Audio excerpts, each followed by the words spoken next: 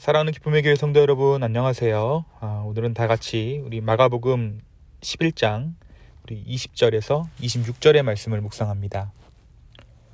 그들이 아침에 지나갈 때에 무화과 나무가 뿌리째 마른 것을 보고 베드로가 생각이 나서 여짜오되 라삐어 보소서, 저주하신 무화과 나무가 말랐나이다.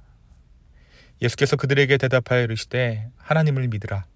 내가 진실로 너희에게 이르노니 누구든지 이 산더러 들리어 바다에 던져지라 하며 그 말하는 것이 이루어질 줄을 믿고 마음에 의심하지 아니하면 그대로 되리라.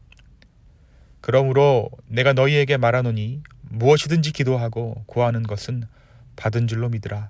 그리하면 너희에게 그대로 되리라. 서서 기도할 때에 아무에게나 혐의가 있거든 용서하라. 그리하여야 하늘에 계신 너희 아버지께서도 너희 허물을 사하여 주시리라 하시니라. 아멘. 우리가 지난 금요일에 성전을 청소하시는 예수님의 이야기를 함께 나누었습니다. 예수님께서는 성전에서 장사하던 자들과 성전세를 받으려고 앉아있던 자들, 그리고 환전하는 무리들을 성전 밖으로 내어 쫓으십니다. 사실 예수님께서 하신 이 일, 이른바 성전 청결 사건, 성전 정화 사건은 예수님께서 십자가형을 언도받으시는데 결정적인 계기가 되는 사건입니다. 제사장들과 서기관들은 이 예수님의 성전 청소를 빌미로 예수님을 재판에 회부할 명분을 삼았기 때문입니다. 결국 예수님은 이 일로 인해 재판에 회부되시고 바로 그곳에서 십자가형을 선고받으시죠. 예수님께서 만들어주신 회개, 예수님께서 손수하신 성전의 청소였지만 그들은 예수님이 하신 그 일을 청소하는 것으로 받아들이지 못하였습니다. 예수님의 개혁, 예수님의 바로잡으심, 그 회개의 기회를 오히려 자기들의 죄의 기회로 삼아버렸던 것입니다. 죄에 대한 문제가 발견되었을 때 나의 죄에 대한 문제를 해결하기보다는 그것이 죄다라고 말씀하시는 예수님을 죽이기로 이들이 작정한 것이죠. 성전을 깨끗게 하신 예수님께서 성전 밖으로 나오셔서 다시 예수님께서 저주하신 무화과 나무를 지날 때 베드로가 무화과 나무를 말라버린 것을 발견합니다. 그리고는 선생님께서 저주하신 무화과 나무가 말랐습니다 라고 예수님께 이 베드로가 묻죠. 예수님은 이 베드로의 질문에 다소 의외의 대답을 하십니다. 하나님을 믿으라. 이것이 무화과 나무가 말랐다는 베드로의 보고에 대한 예수님의 대답이었어요. 그러면서 예수님은 믿음에 대해서 제자들에게 말씀하시기 시작합니다. 그것이 오늘 말씀 23절에서 24절의 내용이죠. 내가 진실로 너희에게 이르노니 누구든지 이 산더러 들리어 바다에 던져지라 하며 그 말하는 것이 이루어질 줄 알고 마음에 의심하지 아니하면 그대로 되리라. 그러므로 내가 너희에게 말하노니 무엇이든지 기도하고 구하는 것은 받은 줄로 믿으라. 그리하면 너희에게 그대로 되리라 라고 예수님께서 말씀하십니다. 이 믿음에 대해 이야기하신 후에 또 한 번 화제를 바꾸시는 것 같은 말씀을 하세요. 25절입니다.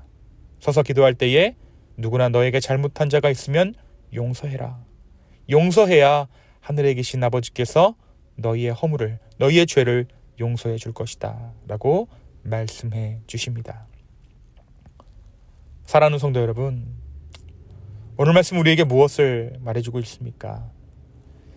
열매 없는 무화과 나무가 이스라엘의 영적 실체를 보여주고 있다는 것을 우리가 지난 말씀 가운데 알게 되었습니다. 그리고 그 무화과 나무는 완전히 말라버렸습니다. 완전히 말라 생명의 자취가 사라져버린 무화과 나무, 그것이 예수님께서 청소하시던 성전의 실체라는 것입니다. 무엇이 그 성전을 말라버리게 하였습니까? 무엇이 그 성전을 메마르게 하였습니까? 예수님의 답은 그들 가운데 믿음이 없다라는 것입니다.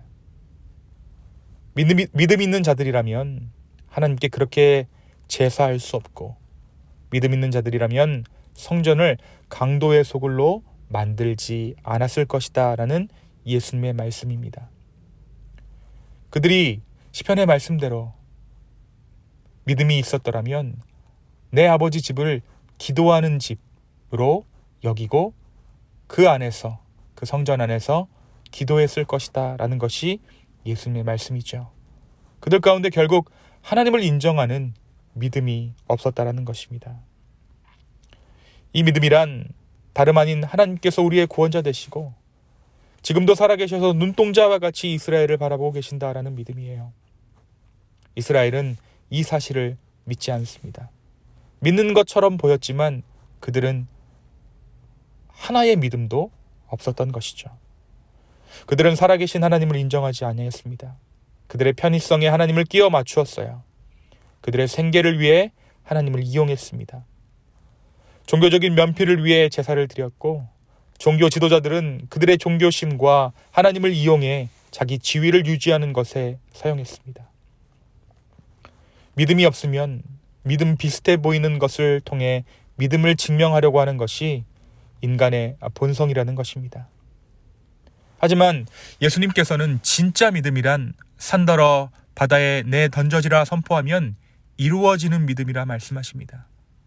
이 말씀은 믿음이 있는 자들에게 예수님께서 죽으시고 부활하실 그 사건이 믿어질 뿐 아니라 실제적인 능력이 됨을 제자들에게 말씀해 주신 것입니다. 산을 던져 바다에 던지는 것, 이것은 하나님만이 하실 수 있는 일이죠. 진짜 믿음을 가진 자들은 바로 이와 같은 믿음을 가진 자라고 예수님께서 말씀해 주신 것입니다.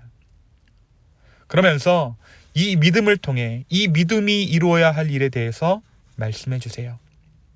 산을 들어 바다에 던지는 그 믿음으로 오늘 우리가 행해야 할 일에 대해서 예수님께서 말씀해 주십니다. 그 일이 무엇입니까?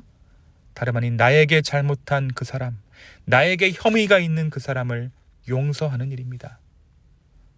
산을 옮길 만한 믿음이 해야 하는 일, 산을 옮길 만한 믿음이 있는 자들에게 허락하는 축복, 그것이 다름 아닌 내 안에 산처럼 자리 잡고 있는 완고한 증오가 바다에 던져지는 것 같은 용서의 삶이라는 것입니다. 결국 이 일은 예수님께서 몸소 십자가에서 보이십니다. 저주하여 말라버린 그 무화과 나무도 같은 그 십자가에서, 그 나무 십자가에서 예수님은 이스라엘의 죄를 담당하시고 그들의 죄를 사하여 주십니다. 그 저주의 나무, 말라버린 저주의 나무가 생명의 나무가 된 것이죠. 하나님께 우리의 죄가 용서받았다라는 것을 우리는 어떻게 증명할 수 있을까요? 오늘 말씀은 내가 누군가를 용서할 만한 능력이 있을 때 그것이 우리의 믿음이요, 그것이 우리가 하나님으로부터 용서받았다라는 증거임을 이야기합니다. 오늘 하루 이 산을 옮길 만한 믿음을 달라고 기도하는 하루 되기를 원합니다. 그리고 내 속에 있는 수많은 산들을 들어 바다에 던지우는 용서와 그로 말미암은 자유함, 참된 자유가 우리 안에 있어지기를 예수님의 이름으로 축원합니다. 바로 그때 마른 무화과 나무 같은 우리의 신앙은 생명나무가 될 것입니다. 오늘 하루 생명나무의 열매를 구하며 주께 나아가는 저와 여러분 되기를 예수님의 이름으로 축원합니다. 이 시간 함께 기도하겠습니다. 주님, 오늘 우리 가운데 용서에 대해서 말씀하여 주시고 믿음에 대해서 말씀해 주셨는데 이 믿음을 깨닫는 데에서 머무는 것이 아니라 새로운 사실을 내가 알았다라는 것에 자족하는 것이 아니라 실제로 누군가를 용서하는 그 믿음을 우리 가운데 허락하여 주십시오. 그리하여서 우리 안에 있는 수많은 완고함들, 미움들, 증오함들 전부 바다에 내던져질 수 있도록 주여 축복하여 주시옵소서. 우리 힘으로 할 수 없사오니 주여 연약한 우리를 도와주시옵소서. 감사합니다. 이 모든 말씀 살아계신 예수 그리스도의 이름으로 기도하였습니다. 아멘.